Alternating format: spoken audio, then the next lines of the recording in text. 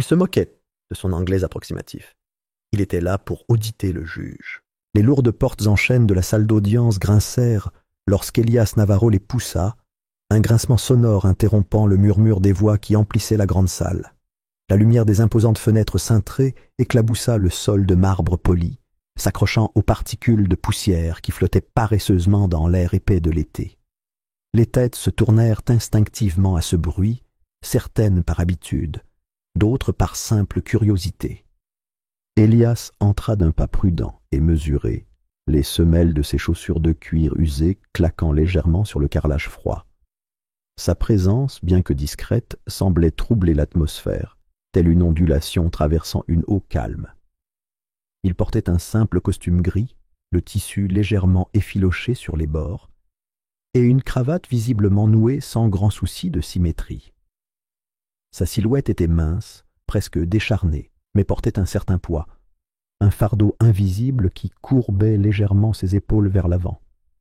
Les rides profondes gravées autour de ses yeux et de sa bouche témoignaient d'années non seulement vécues, mais endurées. Une valise en cuir cabossé pendait à sa main, la poignée noircie par la sueur et le temps. Il n'avait rien d'ostentatoire, rien qui puisse le désigner comme un homme important. Pour l'observateur non averti, il n'apparaissait que comme une relique venue d'un lieu oublié, un souvenir fantomatique d'un monde qui se moquait des cérémonies et du raffinement. Le murmure de la salle d'audience s'éteignit un instant, suspendu dans l'air lourd, tandis que les spectateurs et les officiels le regardaient. Puis, tout aussi vite, le son revint, plus doux, teinté d'une pointe de moquerie. Quelques rires sourds parcoururent la foule, secs et moqueurs, accompagnés de sourires entendus, échangés entre des hommes soignés en costume sur mesure. Certains se penchaient les uns vers les autres, chuchotant derrière leurs mains jointes. D'autres se contentaient de regarder avec un amusement manifeste Elias arpenter les allées d'une démarche hésitante, presque maladroite, comme s'il ne connaissait pas le décor. Pour eux, il n'était rien de plus qu'un intrus dans un lieu réservé aux personnes distinguées et puissantes. Peut-être était-il un immigrant désorienté, songeait-il, appelé à témoigner pour une infraction mineure qu'il pouvait à peine articuler. Peut-être était-il un concierge qui s'était trompé de pièce, ébloui par les colonnes de marbre et la faible odeur de bois huilé. Sa présence était une anomalie, et dans le monde rigide du pouvoir, les anomalies étaient à écarter ou à ridiculiser. Personne ne remarqua la façon dont ses yeux sombres, profondément enfoncés sous ses sourcils épais, restaient vifs et alertes sous son attitude extérieure.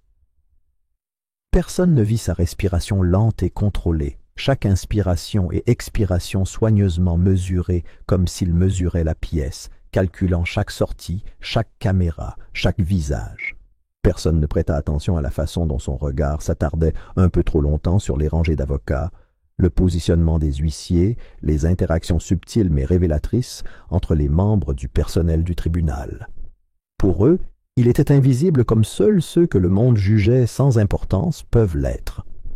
Sur le banc surélevé au fond de la salle, le juge Raymond Calloway leva les yeux d'une épaisse pile de papier et regarda par-dessus ses lunettes en demi-lune. Ses lèvres fines se pincèrent en un sourire mécontent lorsqu'il remarqua le nouveau venu.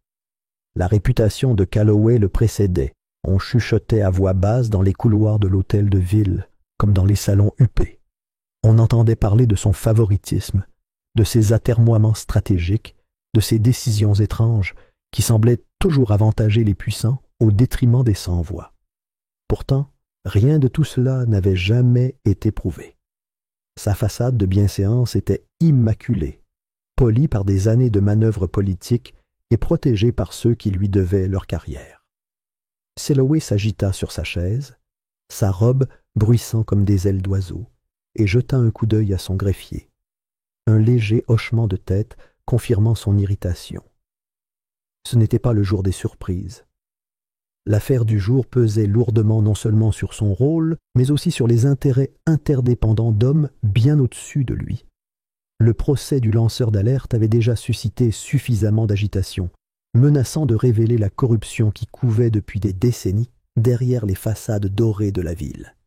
Des personnalités influentes, sénateurs, commissaires de police, chefs d'entreprise, s'étaient rassemblés comme des charognards, conspirant pour que, quelle que soit la vérité qui émergerait, elle soit incomplète, expurgée et inoffensive. Dans l'auditoire silencieux, les avocats de la défense observaient les débats avec un calme prédateur. Vêtus de costumes bleu marine et anthracite qui coûtaient plus cher que ce que la plupart des gens gagnaient en un mois, leurs expressions étaient posées, presque ennuyées. Leur rôle avait été assigné bien avant aujourd'hui. Gagner du temps, semer la confusion, détourner l'attention.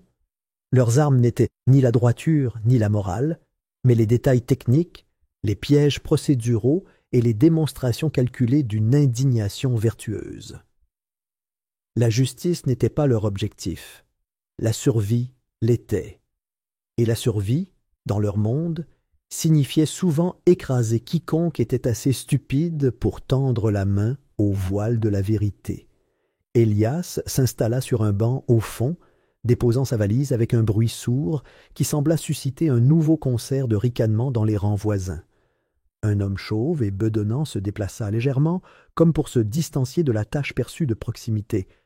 Un autre homme, plus jeune et au regard perçant, se pencha en arrière avec un sourire narquois, croisant nonchalamment une jambe sur l'autre, affichant la supériorité paresseuse de quelqu'un convaincu de son invulnérabilité. Pourtant, au milieu de ce théâtre de moqueries et de dédain, Elias resta imperturbable. Ses mains, burinées et veinées, reposaient calmement sur la valise. Son regard, caché sous de lourdes paupières, ne manquait de rien. Il observe le langage corporel des avocats, les hochements de tête subtils entre les membres du personnel judiciaire, les regards circonspects vers le banc du juge. Il remarqua l'absence flagrante de certains témoins clés, réputés cruciaux. Il observa le rôle pléthorique, les heures de début soigneusement décalées, les urgences fabriquées de toutes pièces qui rongèrent le planning. Tous les signes étaient là, aussi clairs que le jour pour qui savait où regarder. L'huissier rappela la salle à l'ordre d'une voix tonitruante, et un silence s'abattit comme un lourd rideau. Les rouages de la salle d'audience s'entrechoquaient et s'agitaient, chaque pièce s'écrasant l'une contre l'autre avec une pesante inéluctable. Pourtant, sous la surface, des courants invisibles bouillonnaient, des courants de peur, d'avidité, d'ambition. Elias le sentait, comme la chute de pression avant une tempête. Il remua légèrement, la colonne vertébrale se redressant. Il n'était pas là par hasard. Son voyage avait été long, serpentant à travers des villes en ruine et des aéroports stériles, au fil de conversations menées à voix basse et de lettres remises par des mains invisibles. Chaque pas l'avait conduit ici, dans cette salle, à cet instant. Un pion, peut-être, dans un jeu de roi, mais un pion qui savait comment faire tourner l'échiquier au bon moment. Le juge s'éclaircit la gorge, un son sec et sec qui sembla transpercer la salle. Les avocats brassèrent des papiers avec une détermination exagérée. L'accusé, un ancien adjoint au maire aux relations profondes dans le tissu politique de la ville, était assis impassible à la table de la défense, l'expression masquant une dignité blessée. Pourtant, Elias vit la légère sueur perler sur ses tempes, la façon dont ses doigts tapotaient anxieusement la surface polie de la table.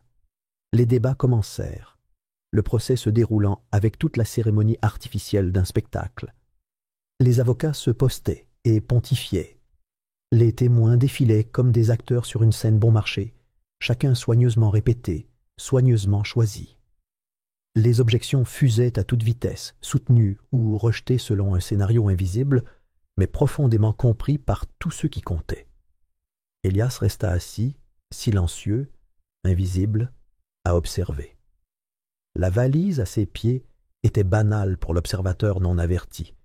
Pourtant elle contenait des documents, des témoignages et des enregistrements susceptibles de briser l'illusion d'intégrité policée à laquelle cette salle d'audience, cette ville, s'accrochait si désespérément. Il connaissait les risques, il connaissait les enjeux. Il avait vu ce qui arrivait à ceux qui tentèrent de renverser les piliers du pouvoir avec rien d'autre que la vérité et la conviction. Mais il savait aussi autre chose, quelque chose que la plupart des hommes présents dans cette salle avait été depuis longtemps oublié ou n'avait jamais vraiment compris. Les systèmes fondés sur le mensonge n'ont pas été détruits par la force. Ils ont été anéantis par la vérité, lentement, inexorablement, jusqu'à ce que le poids de leur propre corruption les fasse s'effondrer. Alors que la matinée avançait, Elias demeurait une sentinelle silencieuse au fond de la salle d'audience, sa présence n'étant remarquée par personne, son importance comprise par encore moins. Pourtant, il savait, au plus profond de lui-même, qu'avant la fin de ce procès, le sol sous les chaussures cirées de ces hommes bougerait. Ils ricaneraient, se moqueraient et comploteraient, comme toujours. Ils riraient de cet homme à l'anglais approximatif et à la valise cabossée.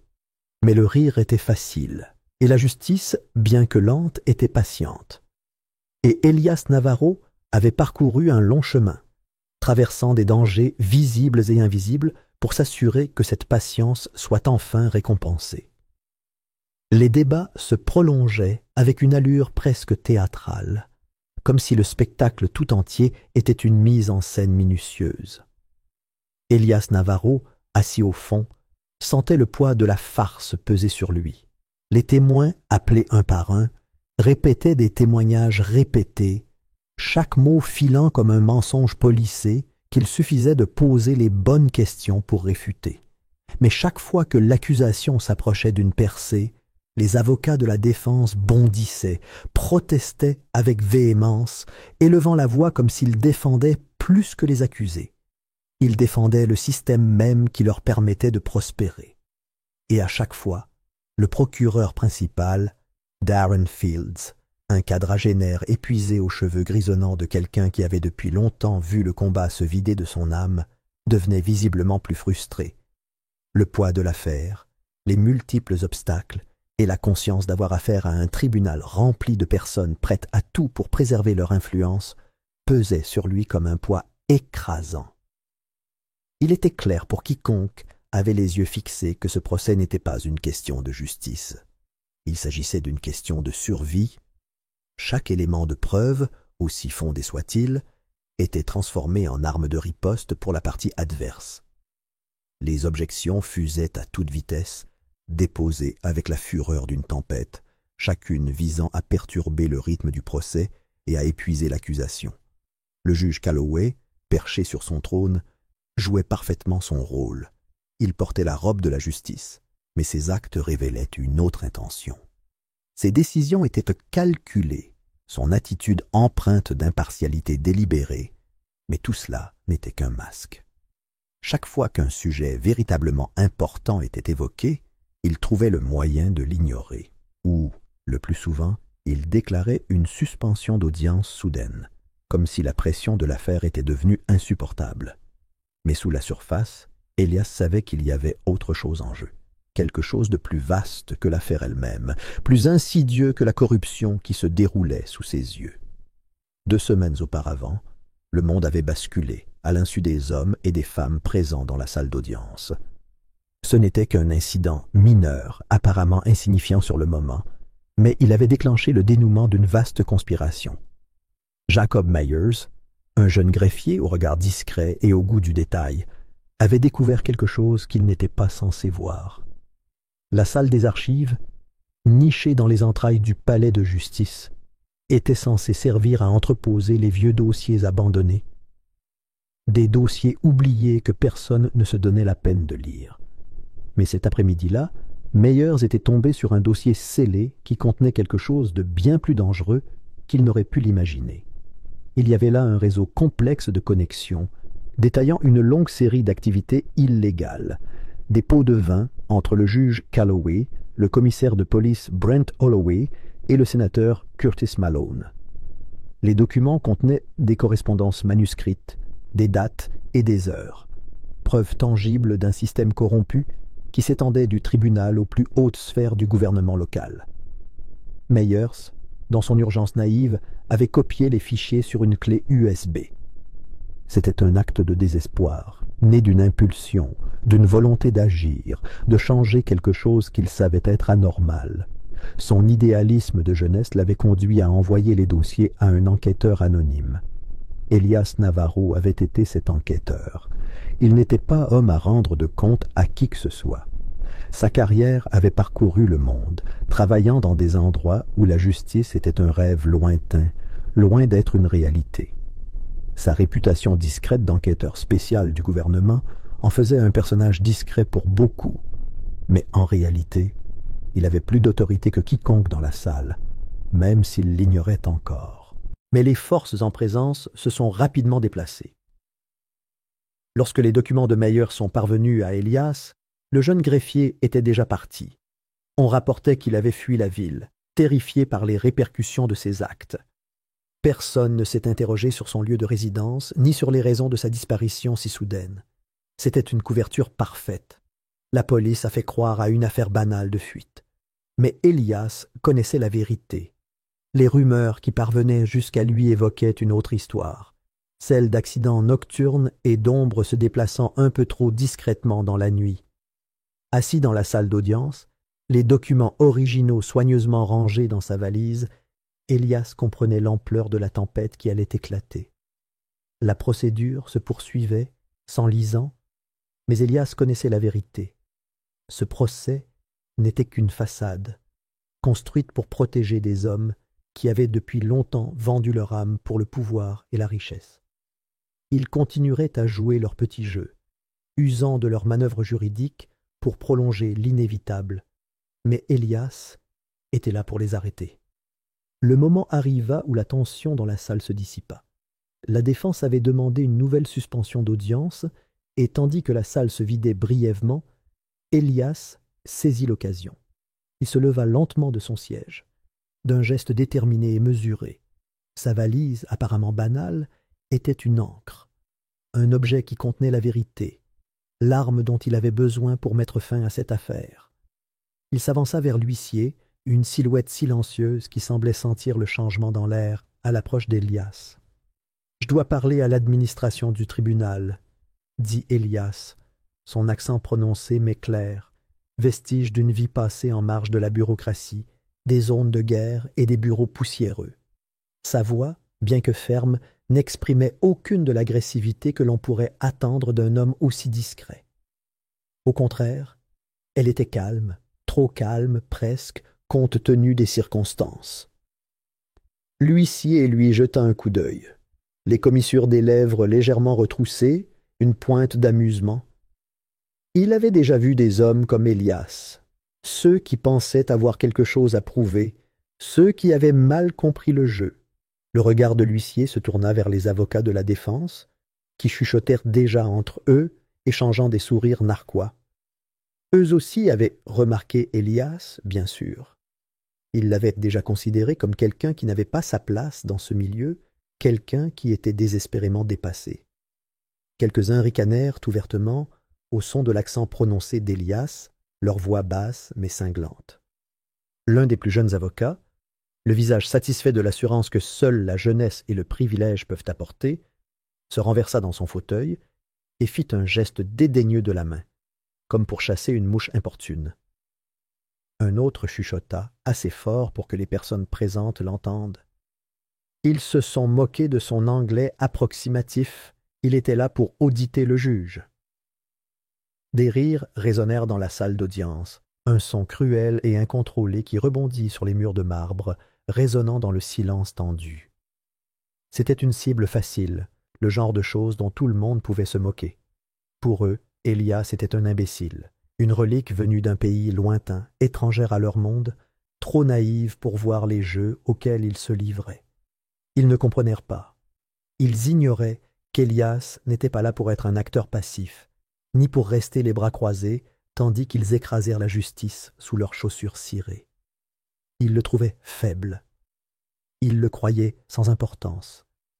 Mais Elias était tout sauf cela. Derrière le regard las d'un homme qui en avait trop vu et qui s'était endurci après des années de survie dans les systèmes les plus corrompus du monde, il y avait une résolution tranquille. Il y avait la certitude que les hommes qui riaient ne riraient pas longtemps.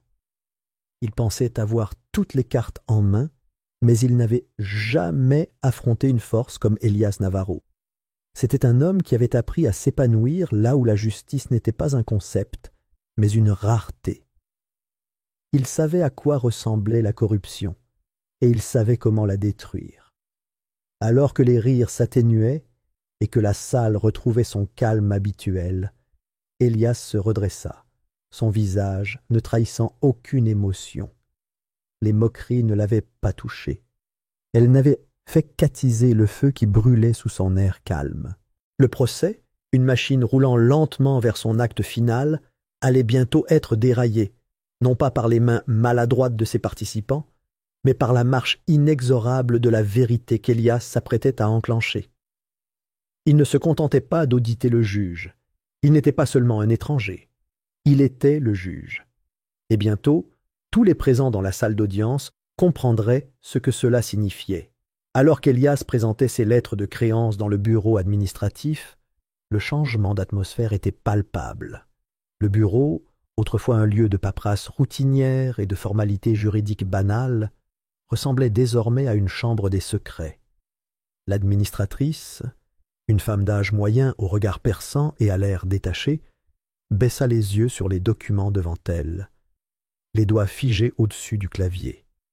Elle fixait les sceaux officiels, les autorisations classifiées, l'autorisation directe du ministère de la Justice, chaque élément de la paperasse pesant de gravité. Son expression passa de l'incrédulité à une panique sourde en l'espace d'un battement de cœur. La nouvelle se répandrait vite, trop vite, pour qu'elle puisse la contrôler. Elias Navarro était ici sous les ordres du gouvernement fédéral, et cela suffirait à ébranler les fondements de tout.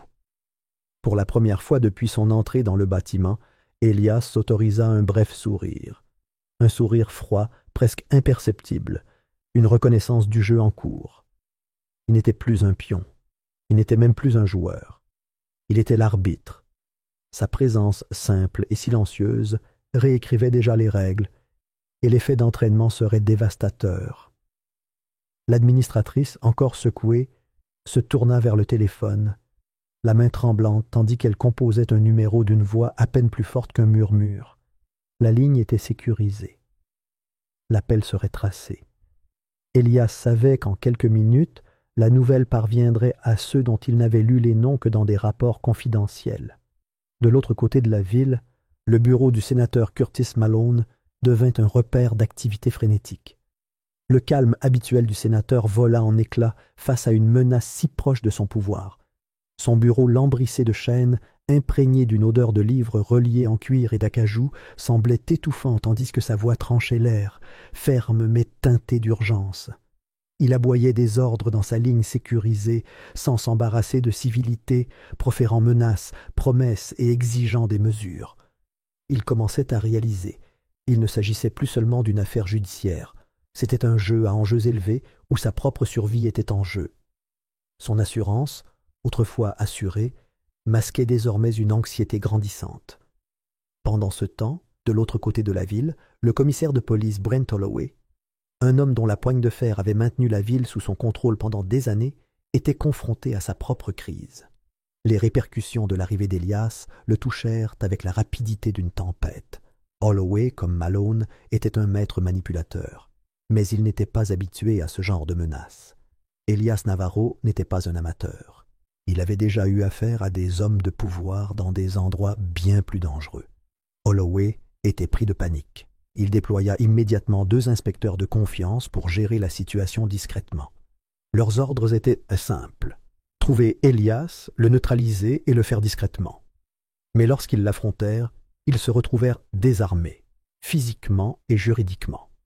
Elias, sans même transpirer, avait déjà anticipé chacun de leurs mouvements.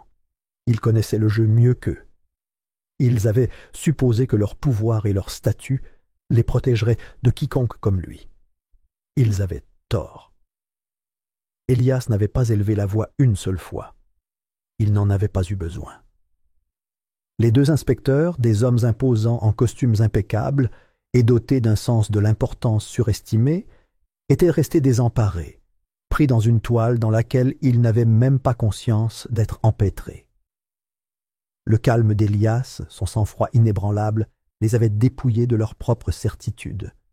En quelques mots discrets, prononcés avec la vivacité d'un homme ayant survécu à d'innombrables dangers, Élias les avait rendus insignifiants. Ils avaient tenté de jouer leur propre jeu d'intimidation, mais au final, ce sont eux qui furent dominés. Ils quittèrent la rencontre les mains vides, le poids de leur échec pesant sur eux comme un coup dur. Dans la salle d'audience, l'ambiance avait changé. Le juge Calloway, qui avait conservé un air d'invulnérabilité, semblait maintenant subtilement ébranlé. Son assurance habituelle était légèrement ébranlée lorsqu'il frappa son marteau, le son moins autoritaire qu'auparavant. La salle, autrefois animée par le rythme habituel des batailles juridiques, était désormais tendue, chargée d'une énergie que personne ne pouvait ignorer. Les avocats de la défense, qui avaient autrefois affiché une assurance arrogante, chuchotaient maintenant furieusement entre eux.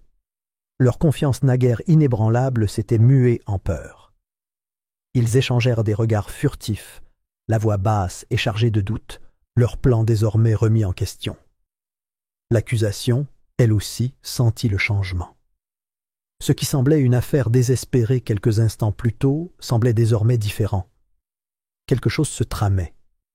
Quelque chose qui inversait la tendance, même s'il ne parvenait pas encore à mettre le doigt dessus. Élias retourna s'asseoir au fond de la salle, sa valise usée posée à côté de lui comme une sentinelle silencieuse. C'était un personnage que beaucoup avaient déjà ignoré.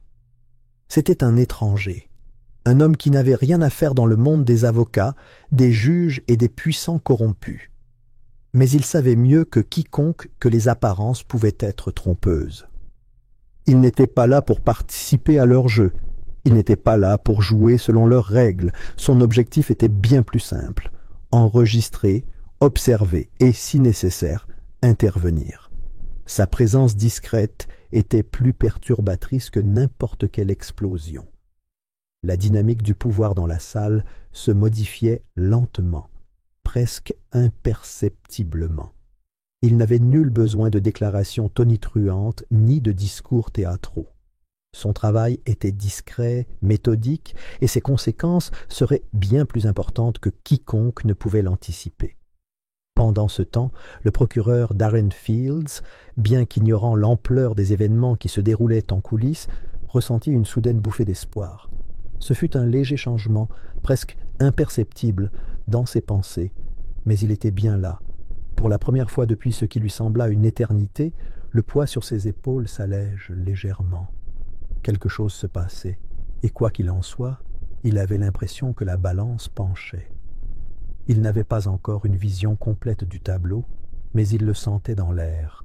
La pièce, autrefois lourde du sentiment d'une défaite inévitable, semblait désormais différente. Il y avait une possibilité, une lueur de quelque chose, juste hors de sa portée. L'esprit d'Élias, bien que calme de l'extérieur, s'emballait. Des flashbacks d'années Farhad. Ses passés vacillaient, comme des rêves à moitié oubliés. Ses pensées dérivaient vers les déserts arides, vers les villages poussiéreux, où des hommes puissants s'étaient crus intouchables, des hommes qui avaient cru que leur richesse, leur influence, leur tactique de peur les protégeraient des conséquences de leurs actes. Ils avaient tort. Élias était déjà passé par là. Il s'était retrouvé au bord du gouffre de la corruption dans des villes comme Caracas, Kaboul et d'innombrables autres, où des hommes comme le juge Calloway, le commissaire Holloway et le sénateur Malone pensaient pouvoir tout faire impunément. Mais ils n'avaient jamais affronté quelqu'un comme lui. Les loups étaient acculés maintenant, même s'ils ne s'en rendaient pas encore compte. Élias avait appris depuis longtemps que les puissants ne voyaient jamais leur propre chute venir. C'étaient toujours ceux qu'ils sous-estimaient qui finiraient par les abattre. Il connaissait le jeu. Il y avait joué dans les tribunaux et les palais du monde entier. Et maintenant, il était là pour achever ce qui avait commencé avec la découverte de Jacob Meyers. La corruption, la cupidité, la manipulation, tout allait s'écrouler, non pas avec un fracas, mais sous la pression silencieuse et implacable de la vérité. La balance avait déjà basculé, et Élias sentait le changement dans l'air. Les loups, qui continuaient à s'acharner sur leurs illusions de pouvoir, n'avaient pas remarqué qu'ils étaient déjà pris. Le lendemain, Elias passa à l'action. La salle d'audience était animée d'une tension intense, l'atmosphère lourde d'impatience, lorsqu'Elias s'avança et demanda officiellement une audience. Il présenta son dossier avec une assurance inébranlable qui résonna dans la salle. Il tenait entre ses mains des preuves irréfutables, toutes plus accablantes les unes que les autres. Le premier jeu de documents était une série de communications secrètes, d'échanges secrets entre le juge Calloway et les avocats de la défense, dont le contenu révélait une collusion indéniable. Le second jeu était une trace écrite, des transactions financières reliant Calloway au compte offshore du sénateur Malone, transactions qui criaient à la corruption à chaque instant. Mais le dernier élément, le plus explosif de tous, était la vidéo de surveillance.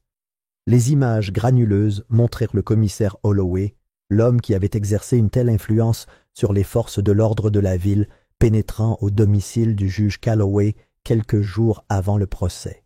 Les implications étaient claires et impossibles à ignorer. Un silence soudain et assourdissant s'abattit sur la salle. Les avocats de la défense, qui affichaient une confiance suffisante quelques heures auparavant, sombrèrent dans le chaos. Les objections fusèrent comme des grenades contre le tribunal, mais Elias resta calme, inébranlable dans son sang-froid.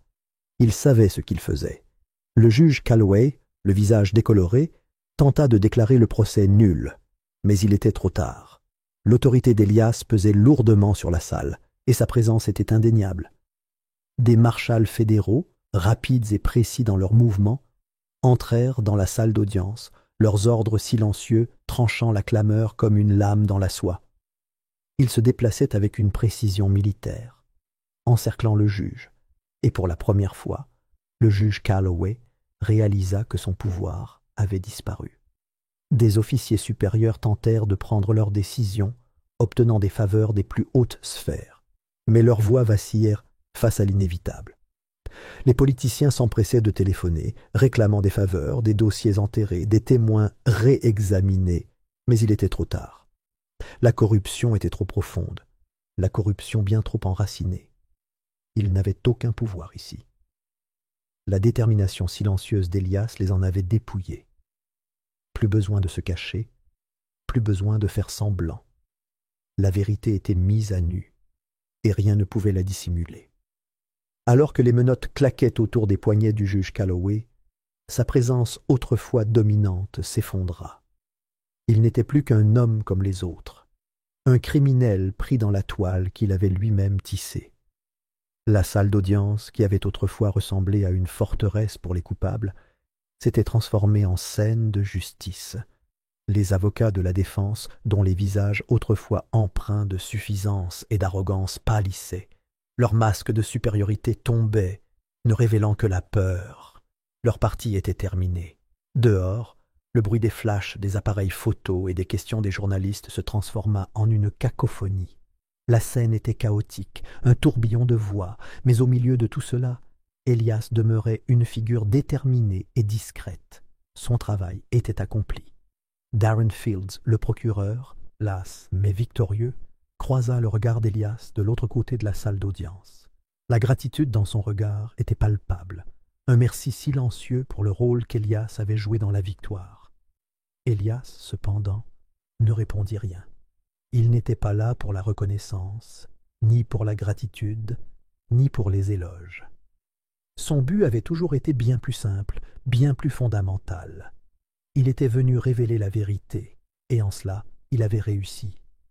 Sans un mot, Elias rassembla ses affaires, préparant sa valise avec la même précision minutieuse qu'il avait toujours appliquée à tout le reste. Il se déplaçait silencieusement, inaperçu de la foule qui se pressait maintenant devant le perron du palais de justice. Le monde extérieur continuerait de tourner, inconscient de la tempête silencieuse qui venait de se déchaîner entre ses murs. Elias sortit par la porte latérale, sa silhouette se fondant dans l'ombre, tel un fantôme du spectacle qui se déroulait devant les caméras. Un instant, Elias s'arrêta devant le palais de justice, sentant le vent frais lui caresser le visage. C'était une sensation fugace, mais qu'il savourait. La justice, dans toute sa gloire imparfaite, avait été rendue. Elle était rarement rapide et jamais sans faille, mais aujourd'hui, elle était réelle. C'était suffisant. Alors qu'il s'éloignait, se fondant harmonieusement dans la rue bondée, une seule pensée persistait dans son esprit. Il ne s'agissait jamais d'être compris, mais de s'assurer qu'il ne puisse plus prétendre ignorer la vérité. Et à cet instant, Elias sut que rien ne serait plus jamais comme avant.